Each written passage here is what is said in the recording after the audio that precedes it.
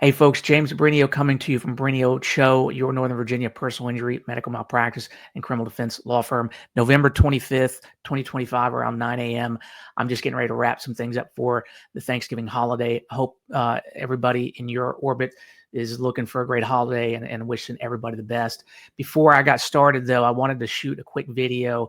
As we all are aware, apparently the Obamacare subsidies are getting ready to expire. And if you're shopping in open enrollment on the marketplace, you're seeing premiums jumping 50, 100, 200%, just insane. And of course, in response to that, you see a lot of Republicans talking about their healthcare plans. You see a lot of Democrats going back and forth, and you kind of see a lot of the chatter. But one of the things that I've not really seen focused, especially in the Republican talking points, when they're talking about, cutting premiums and not giving money to health insurance companies and giving it to the individual people, allowing them to be entrepreneurials and having HSAs. One of the issues that I'm not seeing folks asking, especially journalists, are very important questions that need to be asked about any health insurance proposal. And I have two important questions. So if you're a journalist and you're watching this, if you're an elected official and you're watching this, if you are just an individual watching this and you're curious because you're confused that there's just so much information being thrown at you, both sides are talking about how great their plans are. I want you to ask these two questions. Number one, does the health insurance plan that you're proposing require the health insurance companies to cover pre-existing conditions? And number two, does your health insurance plan require the health insurance companies to treat the sick and the elderly fairly and relatively equal to healthy folks? Because without answering those two questions, you can get into a lot of nonsense that really doesn't matter.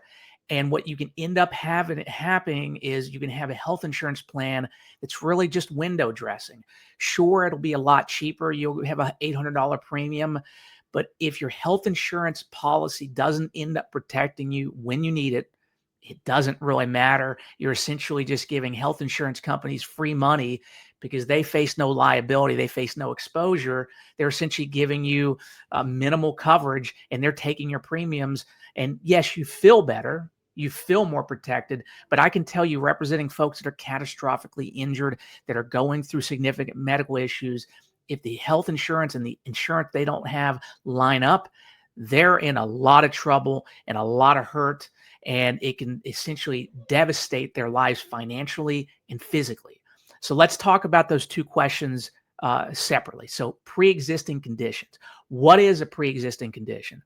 A pre-existing condition is really a term of art that's used in the health insurance world, that's used in the litigation world. We're talking about health insurance coverage. We're also talking about what I do, car accidents, medical malpractice, where the side that's supposed to pay, here the health insurance company is going to say, whoa, we don't cover that because that's a pre-existing condition. You already had that issue before you got coverage with us, so we're simply not going to cover it. So think, for instance, a car accident. Let's say you're involved in a car accident. You end up hurting your shoulder, and then you need shoulder surgery to repair a rotator cuff. Let's use that as an example. In my car accident cases, what will often happen is the defense car insurance companies will say, I get that your person was hurt and maybe they had a sprained shoulder and maybe they should have got, a few weeks of physical therapy, but they didn't need that surgery. That surgery was a pre-existing condition because when you look at their MRI, you can see that it's an age tear, that the tear is not an acute issue, that maybe it was even there before the accident. And then we attorneys end up litigating whether or not that surgery should actually be covered in that claim. So let's say there's a $50,000 surgery, and we are saying this car accident causes surgery. They're going to say, no. He needed that surgery, or she needed that surgery anyway. That's the difference between a $50,000 coverage plus the pain, suffering, inconvenience that is associated with that serious procedure. That's how it works in the car accident world. And I can tell you, the defense insurance company will typically be able to find a doctor to present to court to say that this is a pre-existing condition. Just the way it works. And usually If we are claiming it's related to the crash, we've got our treating doctors. And also we've got the fact that our client didn't ever have any significant shoulder issues. Or if they did, maybe they had some therapy. It never required surgery. So you get into this litigation battle. It takes months, years sometimes. Now, think about that in the context of you needing heart surgery, for instance. And let's say you go to Aetna or Kaiser, and your doctor says you need heart surgery because you've got a valve that needs replaced, or you have clogged arteries and a clogged valve, and they need to go in and do a bypass or whatever the procedure may be. You do not want to be in a situation where all of a sudden Aetna or Kaiser or Blue Cross is saying, no, we're not covering that. That's a pre-existing condition. Because the problem with that is these things are going to be happening in real time. Your doctor is not going to say, look, let's wait 6 months to litigate this and then you can get the surgery. They're usually going to say, look, we need to get you in now or in the very near future because you need this care. Because if you don't get it, you're going to die or you're going to face very serious medical consequences as a result of that. You don't want to be in that position. The other thing is, think about it this way. Let's say Blue Cross covers your heart procedure, then you change jobs or then you change insurers. All of a sudden now you have that new insurance company. Let's say you switch from Aetna to Blue Cross. Now Blue Cross is saying, oh, no, you already had that procedure. So clearly any heart-related issues are now pre-existing and they're just not going to be covered under the policy. And either you're going to pay a bunch of money or you're just not going to be covered and you're going to pay out of pocket. And think about what that entails. Think about the medication cost, the therapy cost, if you need other surgeries. Effectively, you're going to be in a situation where either you can pay out of pocket or you're going to pay significantly higher premiums because you're going to be in a high risk pool and you're going to be in a lot of trouble. So again, what you want to be asking anybody proposing health insurance plans, are they going to protect pre-existing conditions? Because if they don't, think about it this way, it's window dressing. It makes you feel better at the moment, but when you need it, is it really going to be there? The other question is how does the health insurance companies, how are they required under your plan to treat older and sicker people? Because if all they can do is make you go through a health exam and effectively then charge you an outrageous amount, that way the health insurance companies can end up making their money because they're essentially charging the most sick people the most money, the older people the most money. Effectively, what they're going to do is price people out of the health insurance pool, or you're going to be being charged so much money that unless you're super wealthy, you're screwed. So again, effectively, this becomes window dressing, where when you actually need the health insurance care, the health care using health insurance becomes effectively a non-starter, and you got to either pay out of pocket or again pay huge premiums. And so look, at the end of the day, health, and this is the problem with talking about insurance, and I will tell you that I have this when I talk to folks about car insurance and needing to make sure you have enough coverage. Insurance, we as human beings don't like to think about the worst of what may happen, okay? We don't like to think about us being injured. We don't like to think about our family members being injured. We don't like to think about us or our family members having some serious medical condition. And so we like to put it off. We also like to pay cheap money. And so you're thinking, hey, my premium's $500, but I'm covered. You're thinking my premium's $800 and I'm covered. This is great. And, you go for random checkups and that's covered and you feel good. Maybe some medication here or there is covered. That's good. That's all gravy until you actually need it. Okay.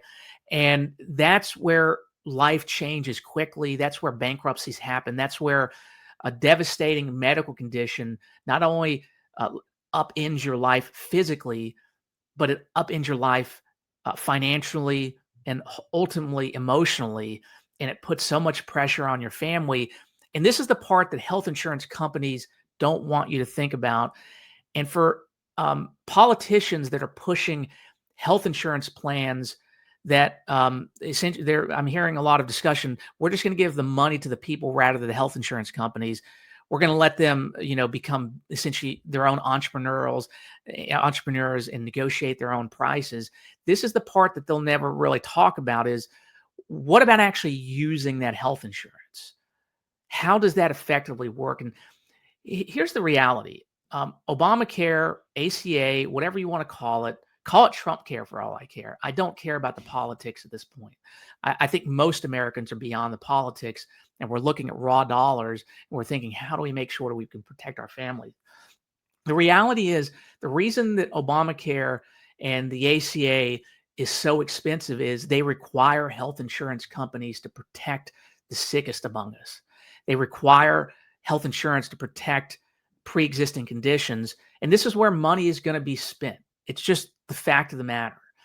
And so if you are going to require health insurance companies to do this, you're going to have money going out. Now, the way it's been protected recently, Biden passed subsidies, so it was somewhat affordable.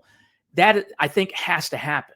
Like, you have to have government support in order to have health insurance premiums be covered. Now, of course, the wealthiest, the folks that just got a huge tax break, they don't want this.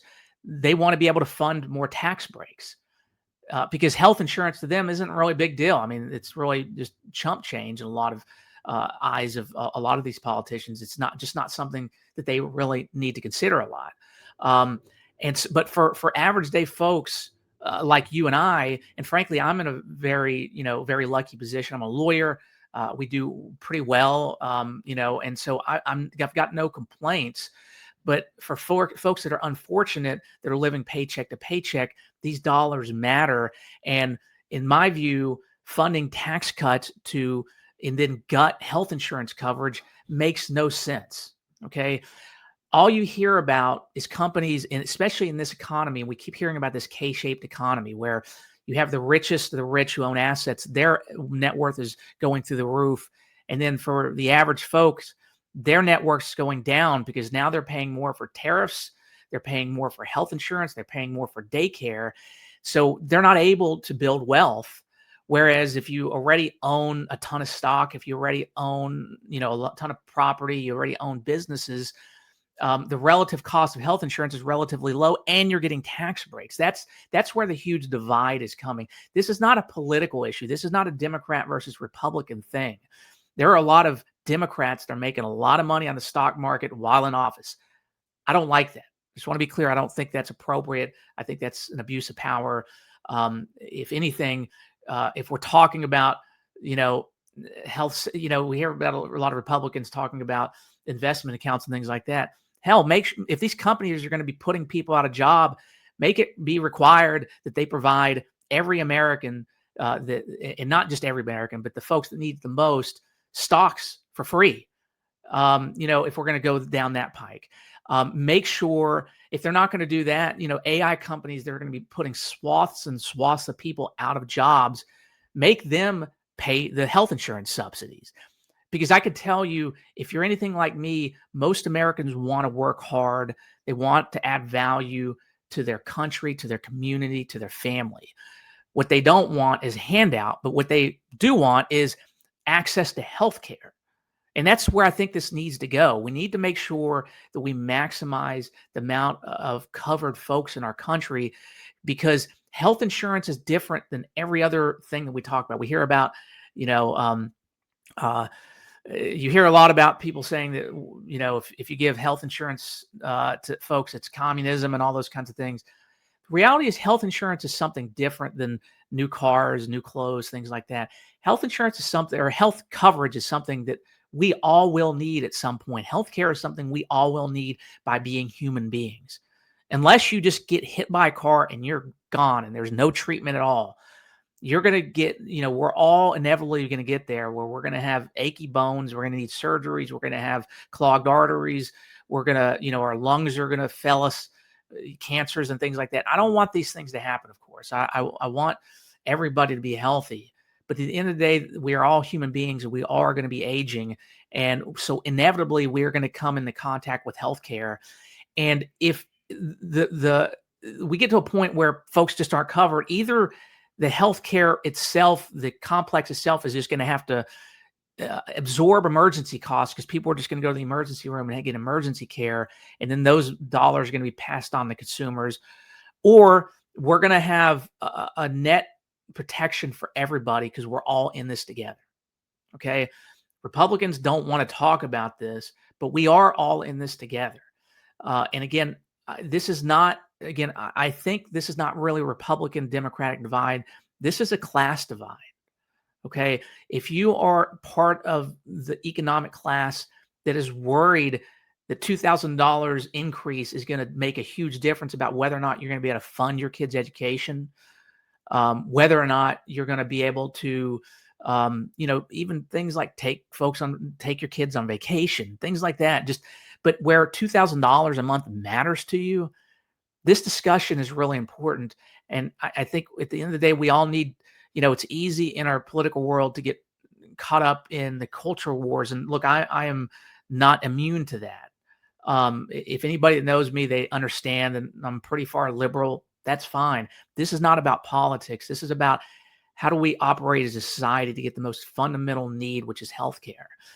So if you're not asking those two questions, then you don't really have a way to evaluate any healthcare proposal being presented to you. If you're a journalist, if you're not asking those questions, you're doing your viewers a disservice. If you're a politician and you're not answering those questions, you're doing your constituents a disservice. If you're going to say we're not going to protect pre-existing conditions, explain what that means. If you're going to say we're not going to protect the older folks and the sicker folks, then say that and allow the voters the opportunity to understand that. I'm getting very frustrated with all these discussions about, well, we're going to put $2,000 in the pockets of the voters, as if all of a sudden now I could take $2,000 and cover my heart procedure, right?